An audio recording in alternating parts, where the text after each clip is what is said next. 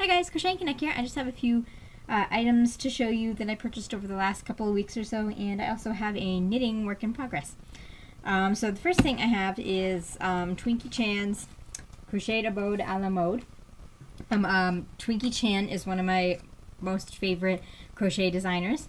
I can't remember how I came across her, found her online somehow a couple of years ago, and I purchased her first book a long while ago, Crochet Goodies for Fashion Foodies. It's just accessories like scarves and hats and things in the shapes of various foods. And so her second book is along the same line. She's a big food crocheter, but this time it is home decor in shapes of various foods. And there's a lot of really cute things in here. So I'll just quickly go through and show a few of my favorites.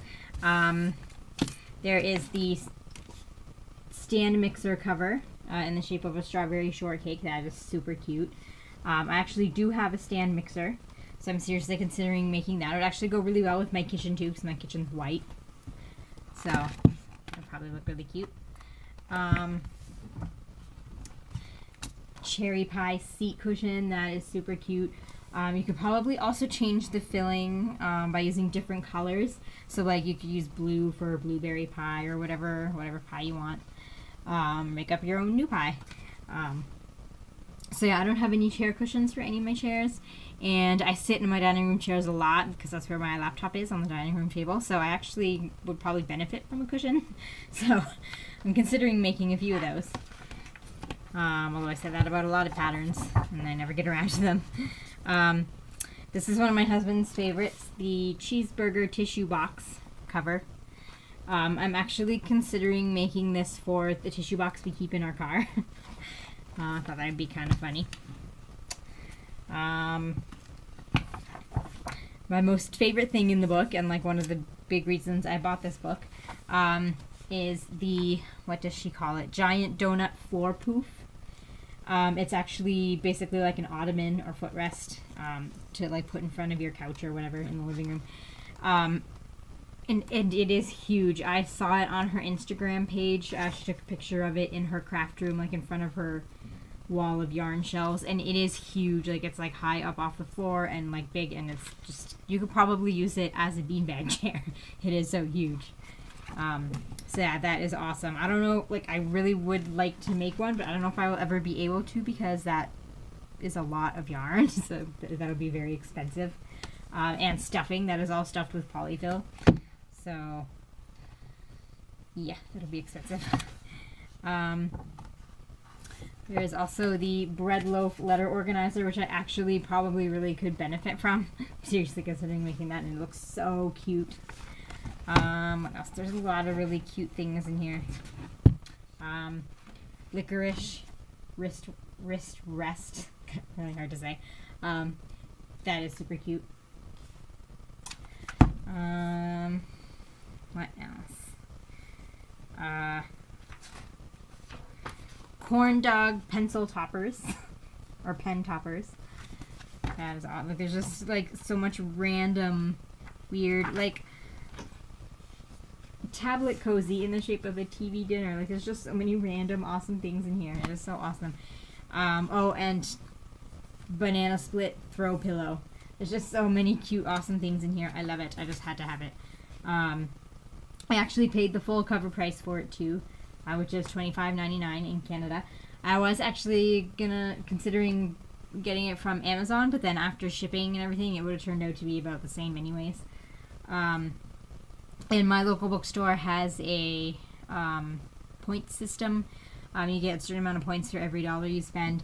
And the day I went to buy this, they actually happened to have double points day, so I got a lot of points. So I was happy to spend full cover price for that. So I love this book. I hope I get to get around to making things from this soon. It is really awesome.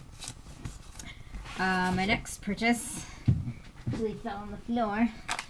My husband and I went to the Salvation Army thrift store on Saturday, and he actually found me this skein of yarn.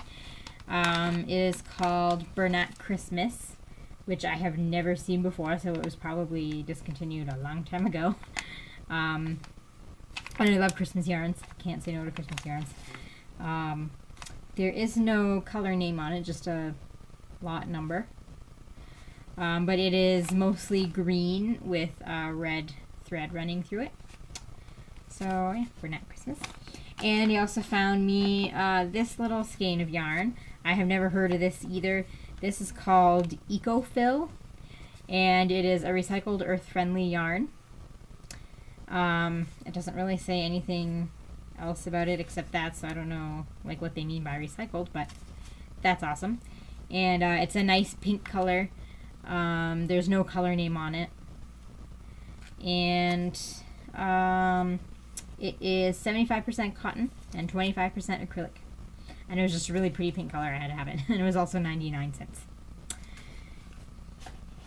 And then, actually, I think almost 2 months ago now, I found this at just a random thrift store we happened to find driving through the downtown of our city. We didn't even know the thrift store was there. And I had actually been looking for a long time for mugs that had anything to do with crafting or yarn on them, and then I found it cheap, so I'm like, yeah, that's close enough. And it was really cute too, and there were actually 2 of them, and the mugs there were only, I can't remember if it was 25 or 50 cents, but I was like, for that price I might as well just get them both, and then I'll have a spare if I break one. So I have 2 sheep mugs. It's really cute. I love my sheep. And then my knitting work in progress. It was really random. I just suddenly felt like knitting. I've actually, I've mentioned on my channel before that I learned to knit before I learned to crochet. I taught myself to knit from YouTube videos, just like I taught myself to crochet. And I had only learned the basics, cast on, knit, purl, cast off. And I have only ever made a couple of scarves, I think. That's all I've ever knitted.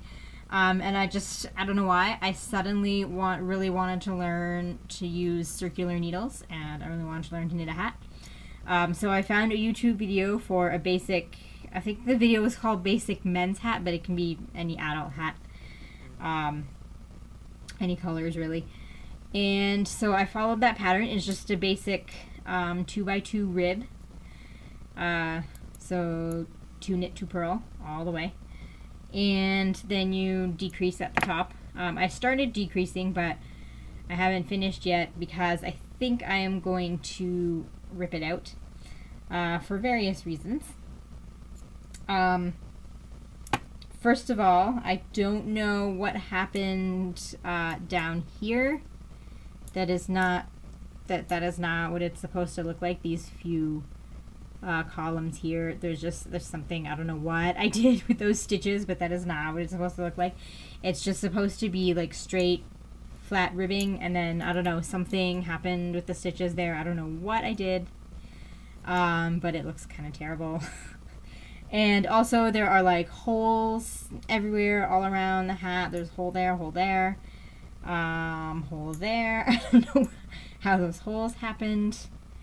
There's also a mistake similar to these up here. I have no idea how that happened. So it is a very not exactly nice looking hat. So it would probably be better if I ripped it out and did it again. It'll be good practice anyways. And also, I actually cut the pattern short because I thought I was gonna run out of yarn, so I cut it like 8 rows short or something. And I still have this much yarn, so I don't think I needed to cut it that short. So, and I somehow ended up with like a gigantic 6-foot long tail, which, so if I rip it out and do it again, then I'll have extra yarn from the tail as well if I cast on properly. So yeah, I think I'm gonna rip it out and do it again, make it nicer.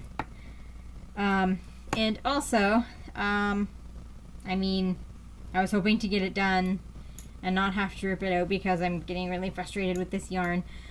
This is a Martha Stewart yarn. I can't remember the exact name of it. The label is out in the living room right now.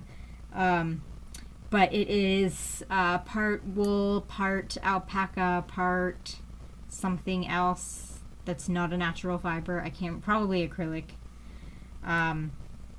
But every time I use a yarn with alpaca in it, no matter how small the amount of alpaca, this only has 20% alpaca, but every time I use a yarn with alpaca, it sheds. There's like fibers everywhere. While I'm working, they fall off onto my shirt. It looks like I rubbed a cat on my shirt.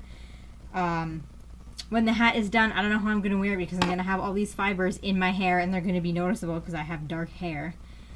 So, I don't know. Alpaca frustrates me.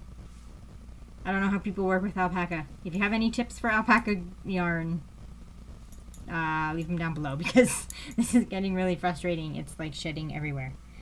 And I know it's the alpaca and not the wool because I've used lots of wool and it has never shed. Only alpaca has shed on me. So I don't know. I don't know why they use alpaca in yarn because it's not great. But anyways, so that is my knitting. This is actually the first time I had ever used circular needles as well, and I actually had a pretty easy time with it. So I think I actually prefer circular needles to straight needles.